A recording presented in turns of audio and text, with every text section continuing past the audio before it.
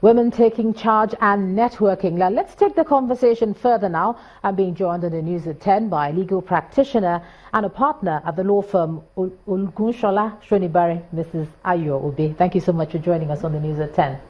Hello. And happy International Day, Women's Day to you. Thank you. I wish you the Right, same. so be bold for change.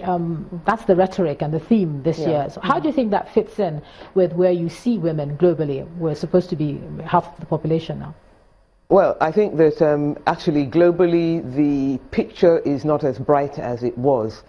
And I think that if anything, we can look at the situation worldwide and say that countries that appeared to have been making strides in the developed world, some of them are going backwards. And so we in Nigeria, we are coming from a difficult base in the beginning already. But fortunately, we are not going back at any rate. We are making progress, but there's a danger because of the tendency to look at what is happening in the developed world and then say, well, if they can do it, we can also do it. There's a tendency to say that, well, we don't need to try so hard. So I think that's the danger that we need to guard against in Nigeria. They also spoke about women in leadership. Let's bring it back to us here in Nigeria. Don't roll your eyes that way.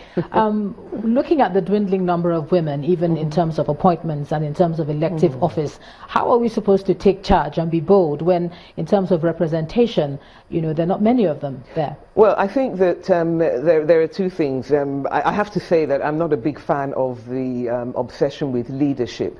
I think that we need to focus a little bit more on the base, and so that people in their homes and in their lives, in their everyday lives, can exercise their own independence and autonomy. What do you mean focus on the base? In the sense that not everybody is going to be a leader, whether they are a man or a woman.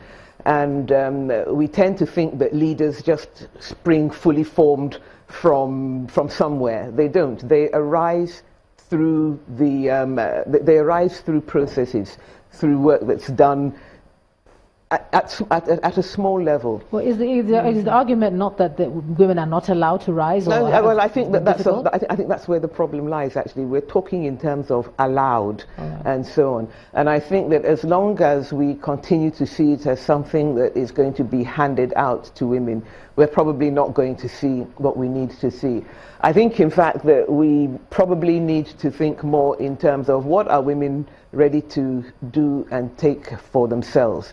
And if we are able to look at it in those terms rather than saying somebody hasn't allowed us, this person hasn't appointed us. I mean, we can see from the current government that women are not being appointed into positions. And so then the issue is, where are women going to find their autonomy? Where are they going to find their voice?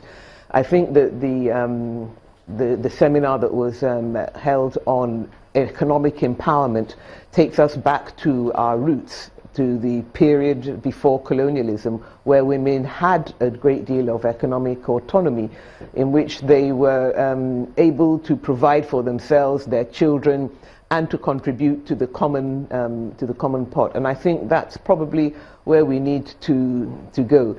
If we want political power, I think it's a matter of organizing to take it rather than waiting for somebody to appoint. It's very clear that certainly if we look at the way that the president composed his government, that women were an afterthought, really. And I mean, my late neighbor, Professor Jadesola Akonde, always used to ask the question, where are the women? It's not a question that we should ask only on International Women's Day. It's a question that should be there right from the inception. All right, let me just ask you finally now. I mean, in terms of legally, you hear that there is the law for it and the laws exist, but the problem you have then is enforcement. So what do you do when the law has gotten it right, but we still find ourselves where we are? Well, I guess that you're talking about violence against women and the legislation in that regard. Well, I think that there has to be a lot more education with regard to the Nigeria police, which is the primary means of law enforcement. But as one of the participants also said, that it's really important that we educate the boys and the men also, because and I think it goes beyond saying that this person is somebody's wife or daughter or sister or something. Women are their own independent, autonomous units. But if you see a person that you care for being maltreated, then you should be willing to make sure that that law is enforced wherever you find it being breached, whether the person is related to you or not. You don't have to wait until it's your own daughter or some other person that you know before you think that the law on violence against women should be upheld. All right, legal practitioner Mrs. Ayo Obe, thank you for sharing your thoughts on this special day on the news at 10 tonight.